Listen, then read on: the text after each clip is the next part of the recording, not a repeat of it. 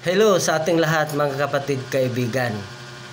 Ayon sa magandang balita, Biblia sa unang Juan, Kapitulo 5:5, ganito po ang sinabi: ang bawat sumasampalataya na si Jesus ang siyang Kristo ay anak ng Diyos. Ang sino mang umiibig sa Ama ay umiibig din sa anak. Ito ang palatandaan na iniibig natin ang mga anak ng Diyos. Kung iniibig natin ang Diyos at tinutupad ang kanyang mga utos, sapagkat ang tunay na pag-ibig sa Diyos ay ang pagtupad sa kanyang mga utos. Hindi naman napakahirap sundin ang kanyang mga utos, sapagkat napagtagumpayan na ito ng mga anak ng Diyos ang sanlibutan.